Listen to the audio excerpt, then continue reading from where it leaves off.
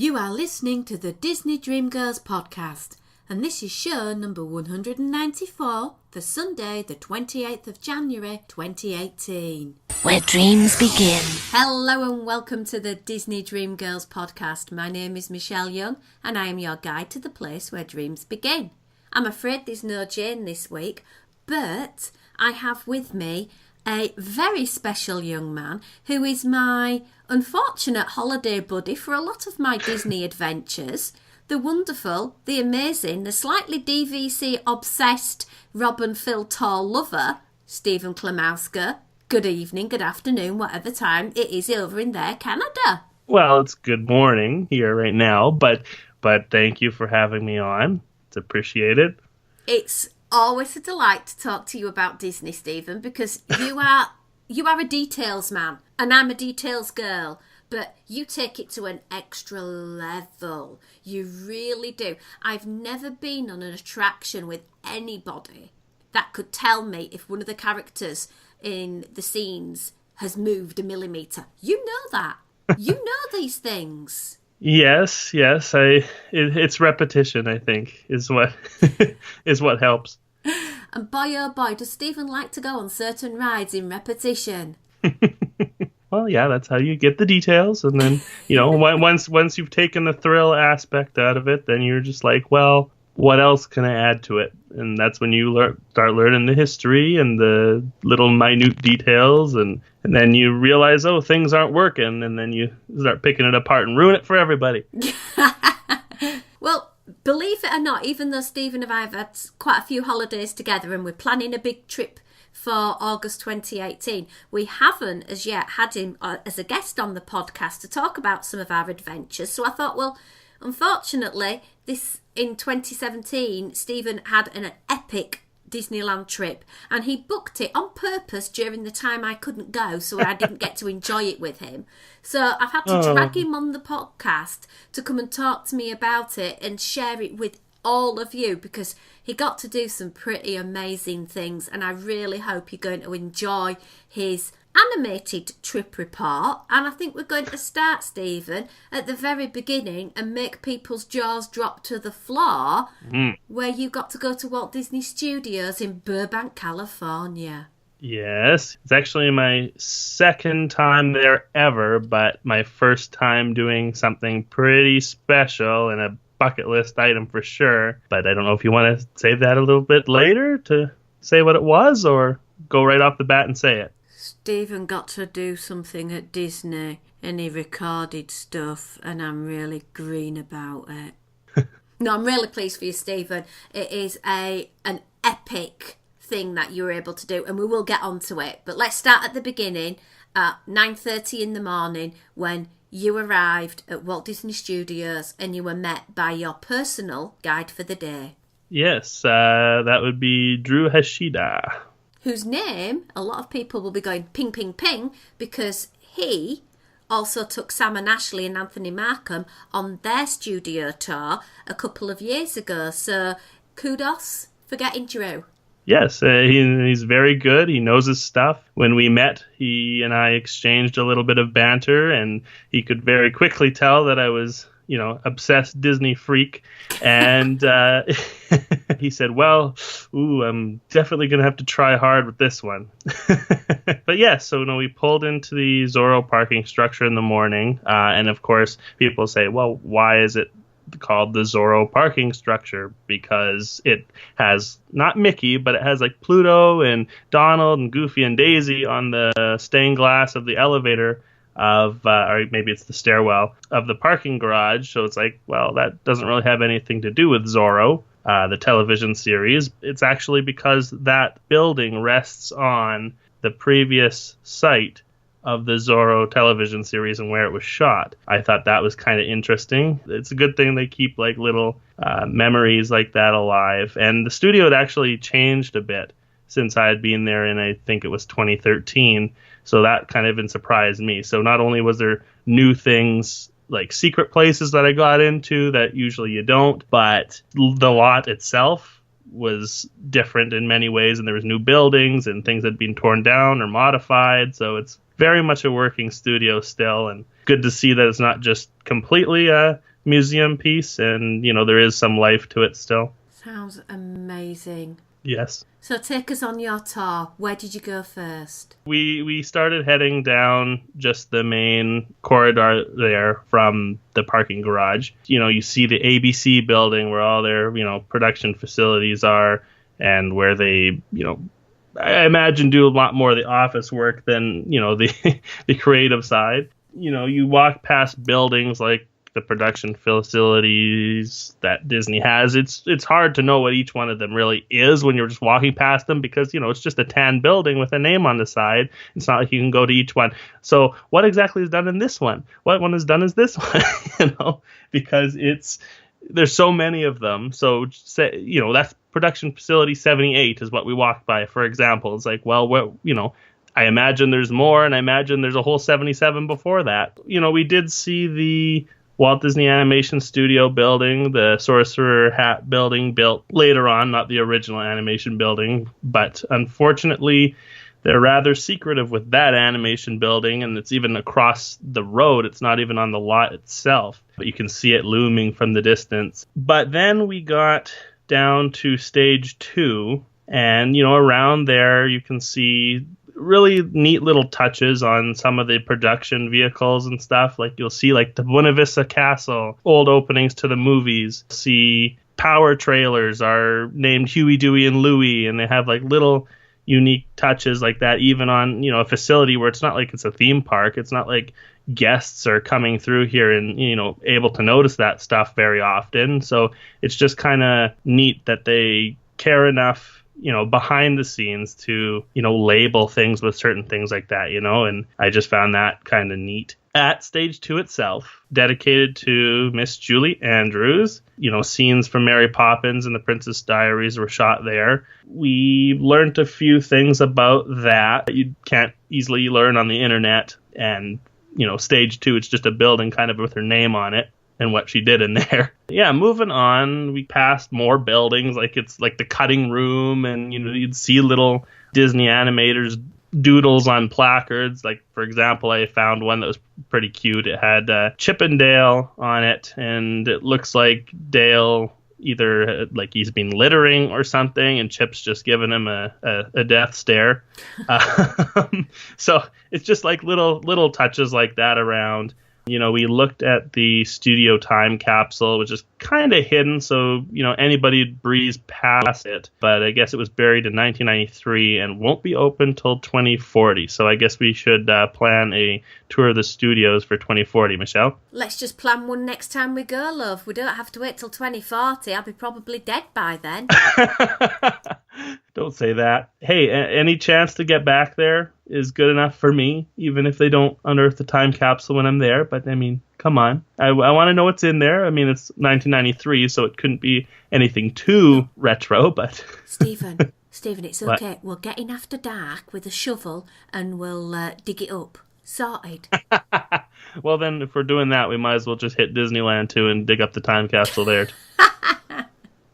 Get, LA and Anaheim police after us, and that'd be that. A brief mention here, we walked past the Premiere Theater, their screening theater there on site where they screen their films, and it's very cool to see that they, have their own theater there. It's right almost directly ahead of that, and to the right was the old animation building. It's funny because the old animation building kind of resembles a high school, and I was talking with Drew about that, and he says that's probably intentional. Like, it looks like an old, 50s high school, like the tan, like if you've seen Back to the Future, the high school in that kind of resembles that, and it's just, and it was probably done to, create that, like, an old, warm feeling. I mean, at the time it wasn't old, but now it is.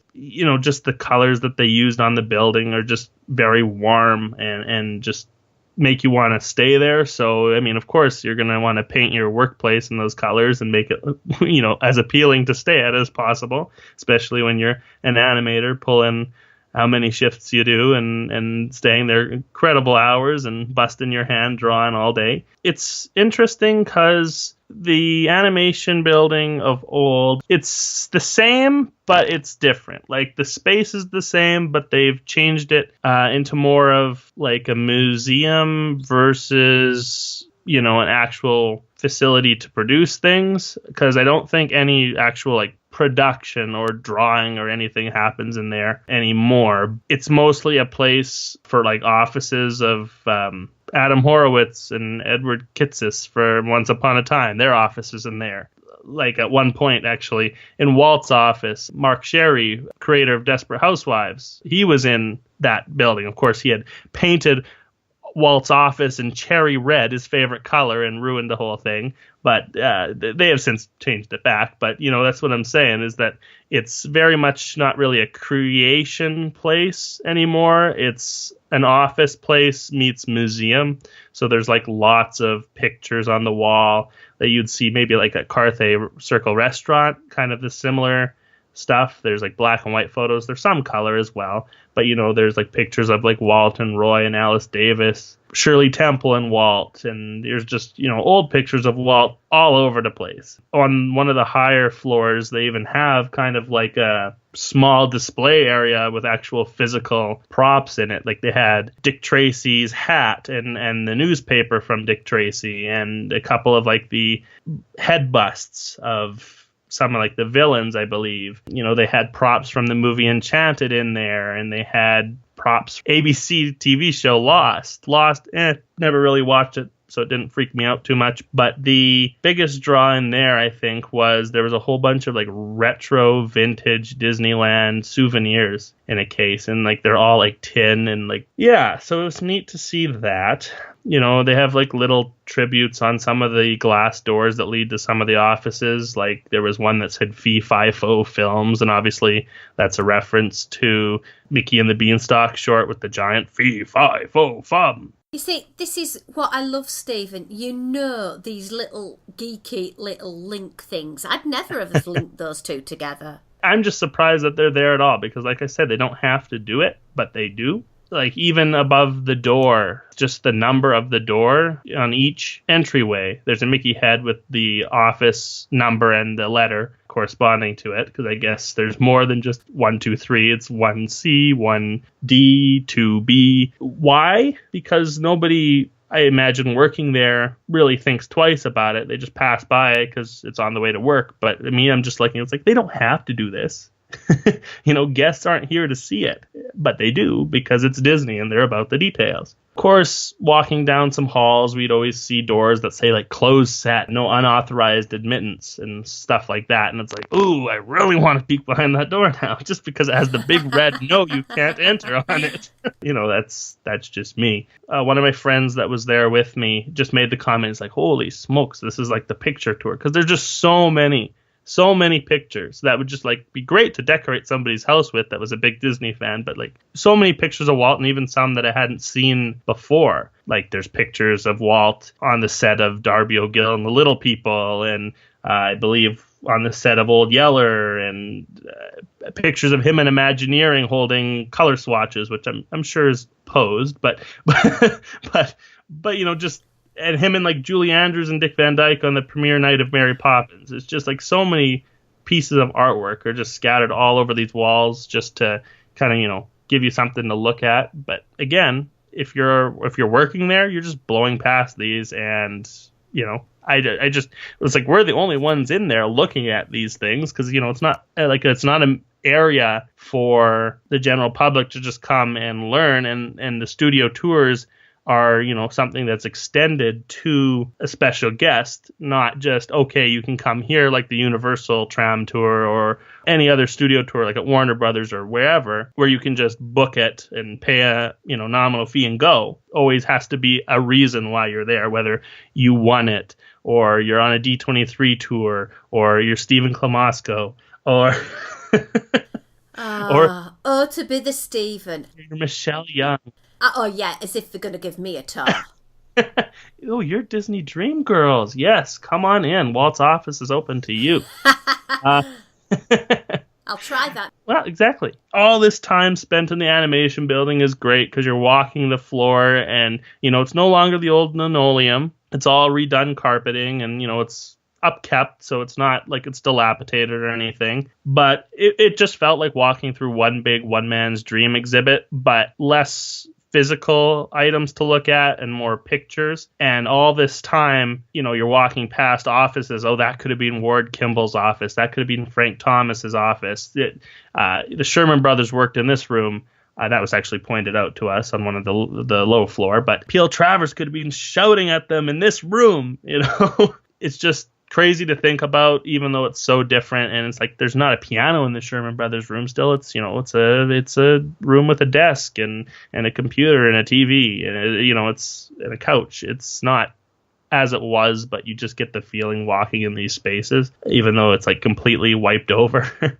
And all this time I'm in there just walking through and thinking these things, I'm thinking, well, there's a bigger surprise to come, because I was told on this specific tour, on this specific trip, I would get my chance to go into Walt Disney's office finally, that's being restored to the original specifications by the Disney archivists to the, I believe, time Walt died, as he would have left it. It's about, I think they said 95 to 98% accurate. It's not exact, because some things do go missing and break, but it's as close as we're gonna get, because like I said, Mark Sherry had went in there and painted all the walls. Before that, I believe Roy E. Disney was in there, and before that, Ron Miller, Walt's son-in-law, was in there.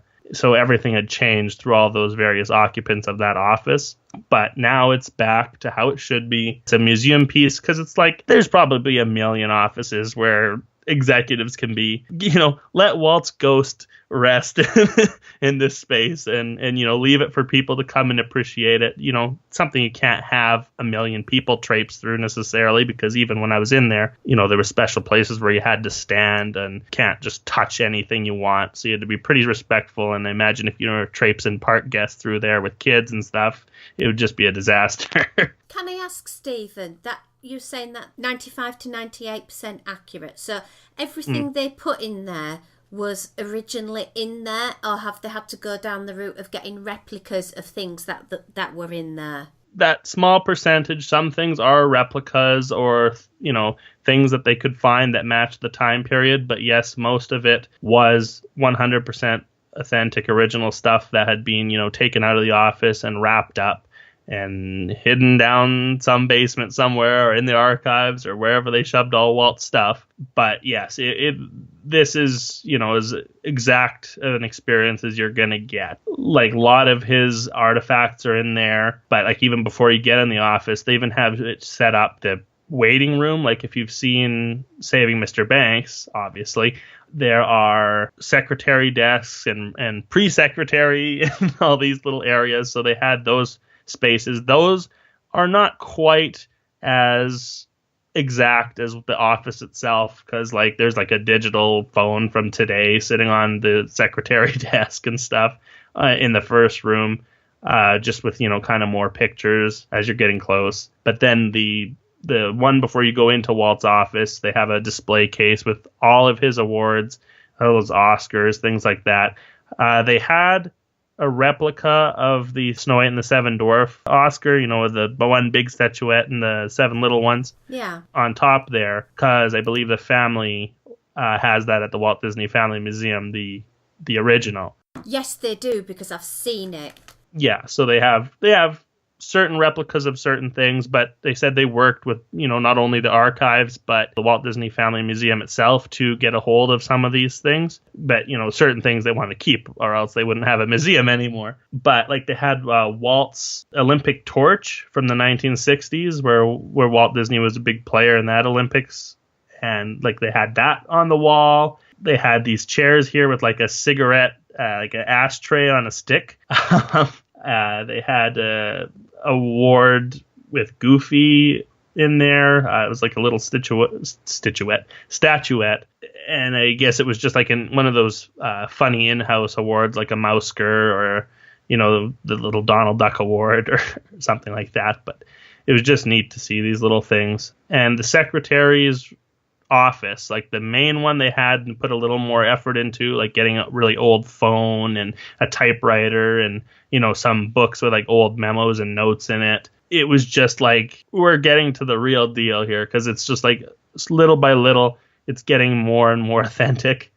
And then the moment comes and we're allowed into Suite 3H, which is Walt Disney's offices. And I say offices because, and I didn't even know this, I just thought it was one. There are two. Walt Disney had two offices. Really? Yes, he had his business office where he would meet with, clients and guests and stuff like that. And then he had a probably equally as big office for getting down to work, his working office, where he spent most of his time, and he wasn't, coming out to meet somebody. So like when he would see P.L. Travers or something coming into the studio, he would go out to the, the more show office where you walk in, and that's the one you see in Saving Mr. Banks, or at least the replica of it anyway.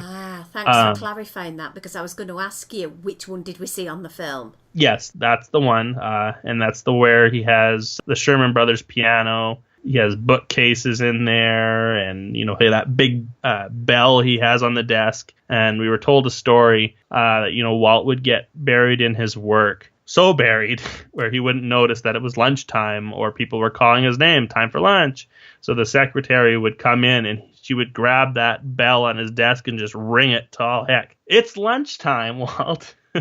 So yeah, there was that, and pictures of Diana and Sharon on the wall. His little tchotchkes. It's hard to pick out any one thing because there's just so much in it. There's little sculptures and like this random dog statue on the floor, and there's Gulfstream playing on his desk, and there's just so much he put in there. So I'm surprised they even were able to get it 95 to 98% accurate at all, because there's like, how did the stuff not go completely missing? Because there's so much of it, and so many are just like little details and little things that could easily go missing. This is as accurate as I've ever seen it in pictures or like in Saving Mr. Banks. So, and I'm wondering though, I didn't ask, but I'm wondering if these were brought out because of Saving Mr. Banks, and some of the things in that film were authentic, and they said, well, we brought out all this stuff, so might as well maybe throw them back into Walt's office. You never know. Anything is possible. Being in that space, I just didn't know what to do with myself. I was kind of pacing back and forth and trembling a little bit. It's just, this is one of the big bucket list things. It's like at the parks, it's Club 33, which we have done. Thank you for that. At the studio, it would have to be Walt's office. I mean, that wasn't always a thing you could do because, like I said, it changed hands multiple times, but now it's back. And that's just one of those things, just to exist and walk in those spaces and see all of his stuff is just crazy. But yeah, so after you're in his business office and you're looking at all this stuff and already overwhelmed, Drew goes, oh, wait, there's more, and opens the room to his working office, or the door to his working office. And then we just go, whoa, there's a whole other office here. And this one is really fun because, it has a lower desk, so he's more low to the floor, not quite upright and stuffy as the other one might be as far as the desk is concerned. But, there's things like on his little, what was it? It was like a little inbox, I guess, for where letters would have been put. There was a little placard that said, there are more old drunks than old doctors. Let that be a lesson to you, Mr. D. And it's like, what? It's like clearly this was for your more private office, because people would look at that and be interesting. But besides that, they had pictures of like Walt and Roy, like more family pictures and stuff like that on the walls. They had a huge map of Disneyland as Walt would have last seen it, with some of the details that had been pinned on it of like where Small World was to be and certain things like that. There's a picture of Ed Wynn from Mary Poppins and the Absent-Minded Professor on there. I guess he was a big fan of him. Well, I just found that it was kind of interesting. They even were able to secure like inner communications and like an internal memo from like Card Walker to Walt. It says, Walt, here are the latest estimates on all companies' domestic grosses on fairly current product. And it was just like, and it had like the letterhead or the little band leader Mickey from the Mickey Mouse Club on there. And it was just like, where did you keep this? And how did it survive? You know, they had the Disney family crest in there, stitched into some fabric. And there was a picture of Walt and the cast of The Happiest Millionaire, more pictures of his family and his daughters. Even in this office, he had a kitchen in case he was pulling overtime. And he wasn't able to make it home to dinner with Lily and the girls and stuff like that. So he had his own little kitchenette, you know, had all stainless steel counters. And they had put little, what could I say, little products from the time period in the cabinet to kind of give you a feel. And these cabinets actually even had lights in them. So you would open it up and there'd be like an illuminated space inside so you could see what you were grabbing out of the cupboard. And I thought that's kind of new for the tab back then. But hey, you're Walt Disney, you can do these things. You know, it had a dishwasher and put into there and a little fridge. It was funny because I don't know why it came across my mind, but I was like, Drew, do you mind if you open the fridge? He's like, I actually never opened the fridge. Okay. And he opens this little mini fridge and there's a Lipton tea half drunk inside. And it's like, okay, someone came in here, was one of the archivists working in here and decided to have a Lipton and toss it in there or what? Or was it a nice nod to Walt Disney, perhaps? I don't know. I don't know if he liked Lipton tea. There it was. Someone's tea sitting in his fridge. He had even these 3 sizes of glasses, a small, medium, and large, his initials, WED, engraved on the glass and on the glasses. And I was just like, oh my God, I wish I could just take these or buy these. You know, apparently he spent a few missed dinners there, so I'll just leave it at that. So the reason it exists is for a purpose. It wasn't just, in case I use it. He definitely got his use out of that. After his working office, there was a room that I was told was his freshening up room and the shower room and the bathroom and stuff like that as well. That's all been since taken out, and now it's kind of just like a more museum-y space. More stuff from the archives in there. You know, it has like a walking cane that he would use for hiking, and, you know, his travel hat, and, you know, one of his ties, and just a few different things like that. Again, all of this probably came from the family museum there. There was also a portion that was kind of just a whole bunch of, you know, like those old Hollywood caricatures of celebrities. Apparently people over the years have done a whole bunch of those of Walt, so they've just kind of framed those and stuck them all there. And some of them are pretty hilarious to look at because they exaggerate his face quite a bit in some of these. And it's just like, really? That's what you think Walt looks like? Okay. At that point, obviously, we left the highly detailed spaces of his office. So it's like, well, okay, it's been real. It's been awesome. But there's not really much left in this space to see, which was unfortunate because it's like, there's not another door where he had a third office or something hiding around here, or you know, nothing else you can trip me up with and cause me to lose my mind. Even the exit, though, to his office area had this, like, they left on these old door closers on the, you know, those upper arms that hold open and close a door. Like they're these old iron casted. You just have to see the picture because they're just these old dinosaurs on there, and they leave these little details like that just to kind of remember. And it's like, well, sure, you could update them to brand new regular stainless steel generic door closers that you see on every door ever, but they wanted to leave this because Drew specifically pointed this out, and they had like this Art Deco kind of exit sign above it, which doesn't match any other exit sign you've ever seen or would see in the rest of the building. But they decided to leave this one, or I don't know if it was changed at one point and they restored it, but it's definitely a cool bronze looking sign. And okay, so you've now left Walt's office. Where did you go to next? Well, trudged back through the animation building to get out to Legends Plaza. And Legends Plaza is a big space in front of the Team Disney building that Michael Eisner had put up. It's kind of a building that has some controversy behind it because some people really like it, some people hate it. I personally, I don't mind it since the studio's changed so much anyway, and I really think it's cool that it has like the seven dwarfs lifting up the building of the studio because they were the ones that started it all, so they're holding up the building of the main offices of the whole company. So I just think that's a really neat touch. And it was done actually by the same architect who did Disney's Contemporary Resort and the Swan and Dolphin in Florida. Wow.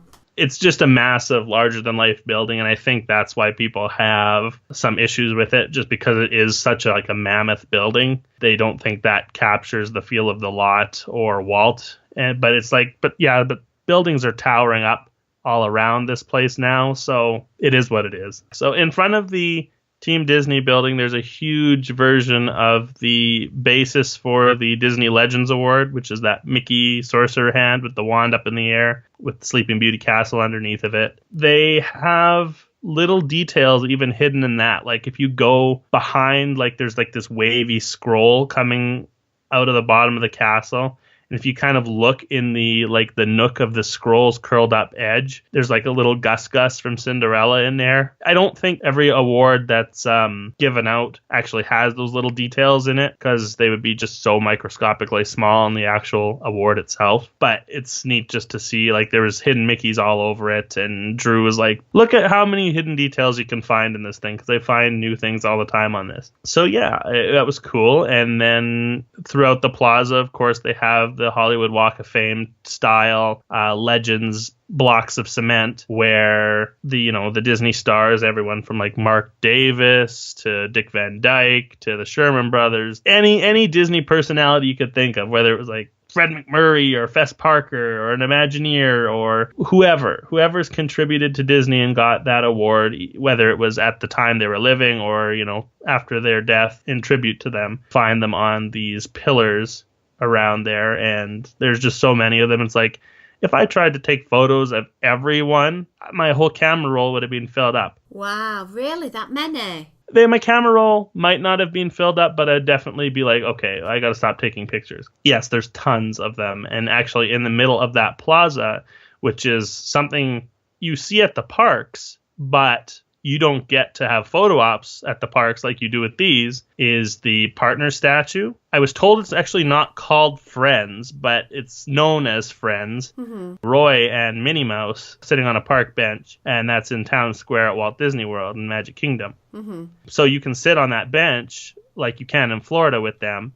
So that's no big deal. But to actually not have a garden or a little shrub area around the Walt statue, you can actually go walk right up to it and get your picture with your hand on his shoulder or whatever you decide to do. It's a pretty neat experience to have because you don't get up to those statues. I don't know, at Disneyland Paris, are you allowed to go up to it, or is that? No, because it's in Walt Disney Studios in Paris, and it's sort of in the middle of a flower bed. Oh, so they flower bed that one too. Yeah. Oh, well, I mean, then I guess that's the reason. If you want that photo op, you got to get to the studio. One day. Yeah, well, we'll try to make it happen one of these days. But yes, next was the Frank Wells building, obviously named after Frank G. Wells, with Michael Eisner, were kind of the powerhouse at the time that kind of turned the company around. So he unfortunately had a helicopter crash, and the building was named in his honor because of that. And he was a big player and did some great things for the company. And they have a nice, memorial plaque out front to him. Well, it's not really a plaque. It's like a glass sheet with raised lettering on it. But I also like that Disney remembers the people that helped put them where they are. In this building is where you'll find like Starbucks.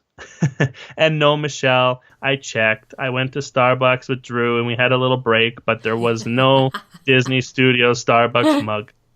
Thank you for checking though, my darling. Yeah, and I even said to Drew, I was like, you think that'd be something that they would have? Because that's a fairly unique thing. And it's like, yeah, but the traffic on this one it's not going to be enough to drive that many sales of mugs of this specific location because not a lot of people can get to it. So, and I was like, oh, well, I guess that makes sense, but still would like one. So you walk into the Frank Wells building and you first see like a IT desk, and it's Disney's in-house IT, help you with pretty much anything, kind of like an Apple store. But the thing about this that I thought was a really fun little detail is that actually it's called Bunsen and Beaker's Lab. So they've themed it to the Muppets, that Bunsen and Beaker are going to be helping you with your technical problems. Shut up!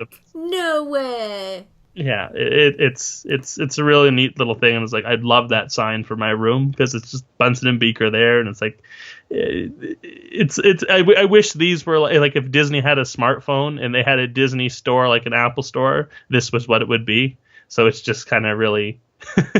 For a Muppet fan, it's kind of a big deal, and my friends are like, "Why are you obsessing about this sign so much?" I was like, "You don't get me."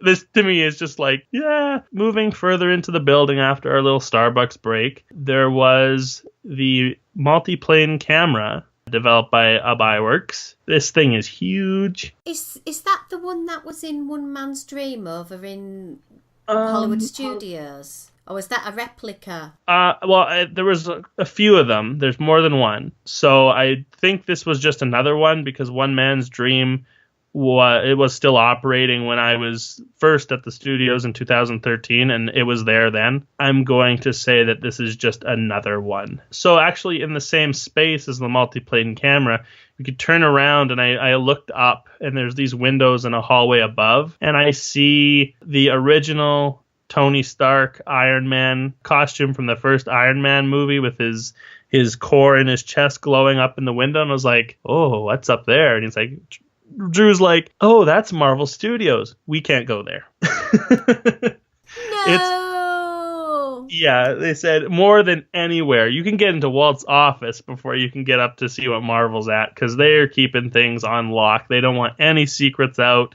They keep it tip-top secret. There's no way you can get up there and snoop around and poke around. So I was like, well, okay then. I guess that's that. But it was really, really cool and enticing just to see that costume piece up there and just glowing in the window. And it's like, oh man, if we could get up there, it's like, okay, Drew, hold open the door. I'll storm in there and we'll get this done. We'll peek in together. One of those things where they're just trying to keep their franchise as secretive as possible and let everybody find out what it's all about at the same time. I saw a sign for the Disney Music Group, which was down the hall in the opposite direction of the multi-plane camera, but we didn't head down there. So I have nothing really to say about that, except for I saw the sign. But now was our time to go into the Walt Disney Archives. Outside of the archives, there are a few glass display cases that was actually at the time featuring tributes to the 35th anniversary of Epcot. So there was lots of neat finds in there. There were animatronic sculpts to cast member costumes from opening day. Anything you could think of that would be around when Epcot was first launched was in there. There was a little bust of Mark Twain from the American Adventure. So there was just tons of little things to look at related to Epcot. But when we actually went into the archives itself, they have this really nice, above the doorway to the archive, it's like Mickey's drawing Mickeys from early on until today. So each one of them's holding a pencil. The pictures probably floated around online because I believe it's been used somewhere else. It's like the old Steamboat Willie days or Plain Crazy days, Mickey's drawing, a slightly more progressive version of him each time, to going like to the Sorcerer's Apprentice to Mickey and the Beanstalk to like what he looks like today. So I just think that's a really cool little timeline there, and each one is drawing the next one. But then the doors were flung open, and again, like Walt's office, there's stuff everywhere. And it's like, holy moly, I can't concentrate on any one thing. Like right when you walk into the door and look to the right is one of the GNK power droids from the original Star Wars movie. There's everything from like Walt's #1 Disneyland cast member badge under glass. Like there's an animation table sitting up there. There was a trombone, I think, belonging to, I think it was Ward Kimball, sitting in there. There was Disneyland attraction posters on the wall. there was a really nice picture of Walt on one of the columns where his has his hand out, like extending towards you, like come on in, which I thought was kind of funny. Other than that, though, they kind of had like a sci-fi theme going on in there right now. So they had like an attraction sign from Mission to Mars, a refurbishment sign saying it's being refurbished for your future enjoyment. There was costumes from Tron in there, and they had some props from Captain EO. They had Marvin the Martian, Marvin the Martian. That's from Warner Brothers. Marvin the Robot from Hitchhiker's Guide to the Galaxy, and Weebo from Flubber, and a whole bunch of stuff from the original Tron movie. They had Robin Williams' head from Bicentennial Man, which was kind of creepy. They had the Rocketeer helmet, and I don't know if you remember back in Innoventions in Epcot, they had a little animatronic robot guy sitting up on a traffic light, and that one was called Tom Morrow. Yeah. I don't know if you remember seeing him, and he'd like talk down at the people. I find it kind of interesting, though, because there is another animatronic called Tom Morrow, and that was Nathan Lane who voiced that, and he was in the Innoventions building in Disneyland. So I'm like, well, which one is Tom Morrow? This one's like Tom Morrow Jr. because he's like this little spindly robot sitting up on a traffic light, and the other one, I believe, was like a timekeeper double. There was a sketch that we've probably all seen. You know that picture of Walt Disney sitting at the desk drawing the Steamboat Willie version of Mickey? Yeah. That's in there, under a frame in glass, obviously. But it was actually told to us that it wasn't actually Walt who drew that. That was drafted by Ub Iwerks, and Walt posed with it. Bubble bursted. Oh, thanks, Stephen. All my illusions now have flown, but thank you for correcting me. Well, that's a publicity photo, and Drew said Walt himself admitted that he was not the best animator or the best draftsman or the best anything, and that's why he had more talented people than himself in those specific areas working for him to get those jobs done and, provide the top-notch quality. He took the creative genius role and just kind of polarized everybody. There was a little bookcase where Dave Smith had just filled tons and tons and tons and tons of Disney books. It's like you could start now and try to read, but you would never, we'd all probably pass away by the time we got through all the books. There's so many in there. And it's just like, even just trying to skim across the titles on the spines of each one, there's no point, because it's just like there's so many, it's overwhelming. There was another Genuine Legends Award, and we were able to pick it up. That thing is heavy. Wow. It's so heavy. It's so heavy. It's like, you could, if you tried to like make a speech while holding it, your arms would get tired. You'd have to like set it down. So it wasn't going to fit in your backpack then? Would it have fit? The statue would have fit itself, but the wand was probably a bit long, so that would have been peeking out of the top. But yes, it would have been astronomically heavy. On your back, maybe it's more tolerable if it was on a backpack, but holding it in your hands, it would definitely grow tiresome. There was a bronze sculpted bust of Walt Disney in there. Just around the corner, we kind of peeked into Becky Klein's office there. She wasn't in there at the time, but there was, from Bedknobs and Broomsticks, the magnificent Amelius poster from that sequence where it has David Tomlinson in a magician's outfit and Angela Lansbury in a like frilly little showgirl dress or whatever beside him. So it's like, that's where it ended up. It's in Becky Klein's office. But yeah, so, just so many things in there. There's a rocket jet sign. There's Haunted Mansion candelabra. And kind of what had me geeking out is that we didn't go down there because I think that's more of inner underbelly, not exactly on display, because there's archivists working back there. But there was like a helmet of Darth Vader. There was like an Utopia poster. But what had me the most caught or eye drawn was in a little glass box. There was one of the little devils from Magic Kingdom's Mr. Toad's Wild Ride.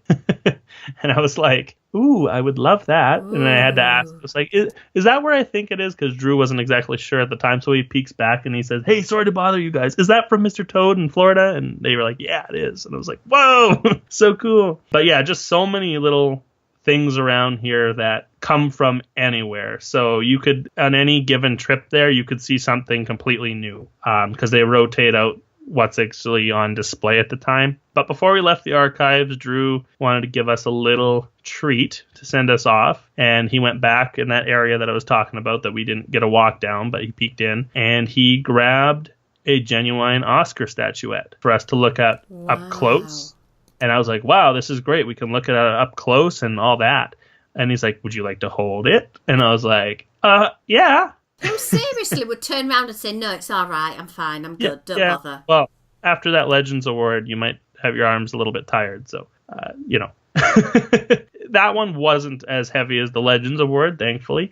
But, it's nice that I can say that I got my picture taken with a genuine Oscar. And I posed by that photo of Walt on the pillar I was talking about, so it looks like he's like almost like presenting an award to me or whatever. And that was kind of Drew's idea. And it was one of those things where it's like, okay, this trip to the studios, I don't know if I'll ever get a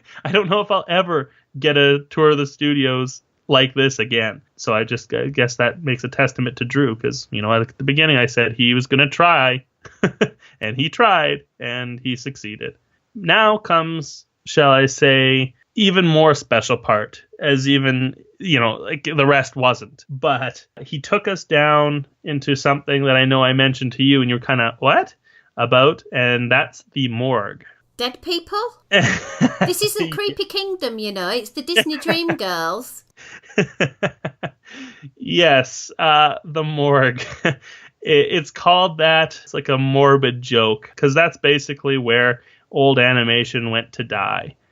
Tons of old animation cells were down there at one point. There was nothing like that down there now. But actually on the stairway down to the morgue and the tunnels, there was actually remnants, and you could smell it so bad. Old linoleum floor that was in the animation building. There was actually just in this space, as far as Drew was, was aware, was the old linoleum that Walt would have walked on the stairway down to the morgue. So it smelled like old high school. My word. I would have been, can I have a bit, please? Yeah, get out your exact... Then I wouldn't have wanted to desecrate anything that, do you know what I mean? I would have been torn. Yeah, exactly. And it was like, I'm surprised they haven't changed it, because the lips on some of those stairs are kind of janky. And, I imagine if OSHA got in there, they would be like, yeah, this needs to be taken out. And there needs to be like trip hazard strips on the on the stairs. And let's get this more compliant. But maybe because it's kind of hidden, nobody knows about it, and it's kind of secret. So we went down those linoleum steps into the morgue. And like I said, that's because of all the dead animation. And I was told a kind of a funny story, and I actually knew this before, but I just reminded myself now about it. The Mickey Mouse Club Mouseketeers and other kids and whatnot, they would sneak down there to play hide and seek in the tunnels and stuff like that. And they would sometimes also grab these cells of priceless animation that, nowadays would sell for hundreds of dollars each. And they would play crazy carpets on them and slide down the hallways on them and ruin them completely and smear the paint and chip them. And yeah, I know. And I was like, oh, no, what? Somewhere Dave Smith is having a heart attack. But yeah, this space just feels also kind of like that feeling in Walt's office, because it's like, I can tell this place has probably been touched the least. And I wasn't allowed to post photos of it, but I have them for my personal records, just to say, I was there, I saw this. There was like a box of old film reels sitting on like what would it be, like a hot water heater, I think. And there was like places where like the old time clock where some like security cast members would have punched in. There was like an old penciled in directional sign pointing to the morgue on the wall, and like sketches of Mickey and stuff. So it was like, this is kind of creepy, but also cool. Because it's like Disney basement, It was fun creeping around down there. But, if that wasn't cool enough, next comes another surprise Drew had set up for us. We went into I guess it was a copy and print room, I suppose, of some sort, because there was copiers and printers and computers, but that wasn't the part that was interesting. The part that was interesting was, and Drew pointed out to us, guys, this is Michael Funicello, brother to the Disney legend and star of the original Mickey Mouse Club, Annette Funicello. Oh, my word. It's like, what? They just shove him down here? Or what? What is he doing down here? You know, it's like, and I guess he just actually works the studio in there. And you know, it's like, he's the guy in the basement? I was like, you know, I was just sitting there. I was like, really? And I was like, Drew said, well, again, I said I'd try. And I asked around, and he was down here today. So we had a chance to meet and talk, and you know, he obviously talked very warmly about his sister and got a little emotional a bit, you know, saying, you know, very early for her to pass away, and Parkinson's, I think it was, is, you know, a hell of a thing. As if that wasn't enough, he said, before you leave, you know, we got our pictures and all that, of course, because it's like, I'm not leaving here without a picture with you. Out of his desk, he had actually a few photo paper printouts of Annette, her as a Mickey Mouse Club Mouseketeer with her name across her shirt, and then also a picture of her, you know, as she would have been in present day, like as an adult. And he gave each of us one of those, and I thought that was really nice of him, you know, just to say, remember my sister and keep her memory alive. And, you know, get a little choked up listening to this guy.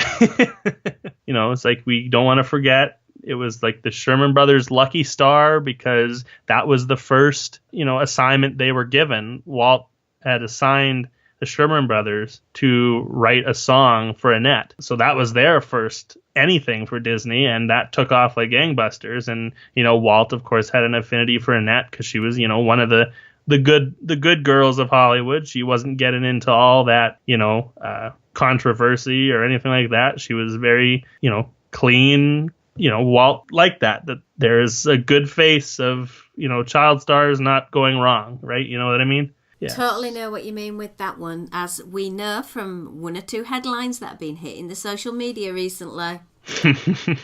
But of course, we couldn't leave the studios without taking our photo in front of the Mickey Avenue and Dopey Drive sign. That actually isn't a real sign pointing to anywhere in particular, but was put there for, I believe, the Reluctant Dragon short back in the day, just to kind of give it a more authentic or more a little bit of Disney feel. But yeah, it says animation and multiplane ink and paint is this way, and in between the special effects and layout department is that way, and it's not. It's not even close. Nothing. Yeah, so another burst of the bubble there, but you know, it's a nice thing to look at, and if you just take it as the picture is by itself, which I did, take a picture in front of it, nobody would know, but I know. And now I have to ruin it for everybody. And we all thank you, Stephen. One of the really neat little things, though, beside that Dopey Drive and Mickey Avenue sign, is something called Pluto's Corner. And on the cement, there are 3 paw prints. And then there's a wet stain on the curb. And if you think about it, Pluto, I don't want to get into it, but Pluto must have took let's just say a break there. He might have lifted his leg and, you know, yeah. Let's not add any more details. Let's just leave it at that, Stephen. Oh, wow. But there's a fire hydrant nearby, so we can kind of put 2 and 2 together. So how did you end your tour experience? Because knowing Disney, you know, there must be a bit of shopping. There was a bit of shopping. Walking by the Hyperion Health Club and the Hyperion Bungalow, which I guess got moved from the old Hyperion studio. Right beside that is the Disney Studios store, where cast members can come and spend their hard-earned money on Disney merchandise that's exclusive to them. Ooh. So that was your Walt Disney Studios tour. But Stephen, you've been a little bit tricky. You've not actually told us how you got to do that tour. What can you tell us? Basically, I had been brought down to do a little bit of voice work for Disney. Can't say what it's for, even though I believe it's out now. It should be. I haven't seen any videos of anything like that pop up, but was there to do some voice work. And because of that, and talking with the person I'm in communication with. The prospect of a tour was extended to me on my last day, and I said, yeah. And didn't have to really think twice about that. And and luckily the guy I was assigned for the tour was Drew, and he was amazing. And if I could ever request him on a future visit, I would definitely do so and recommend it to anyone if they have the chance, or if they find themselves getting Drew for a tour guide. You're in luck. That's amazing. I am so happy you got to have such an amazing time, and the details that you've been able to share are just, you access Disney on such a different level to me. You know the ins, the outs, the everything, and I'm just so happy that you've been able to share that with our listeners. Always. I am so blessed to know you, Stephen. That is, I think, time to wrap up that discussion. And Stephen, we will be talking with you very soon about the rest of your trip, because we've gone in so much detail. We need to take a little break. We'll have to break these up. Thank you ever so much for coming on the podcast. And we will be back talking with you about your visit to Disneyland very soon on an upcoming show. Thank you very much. As usual, if you want to email the Disney Dream Girls podcast, you can get in touch by info@disneydreamgirls.com. You can tweet us @DisDreamGirls. You can follow along on our Facebook page by searching for Disney Dream Girls. You can also support the show financially by visiting Patreon, where we offer additional audio and other benefits for supporting us on a monthly basis. Anyway, until next time, it's goodbye from me.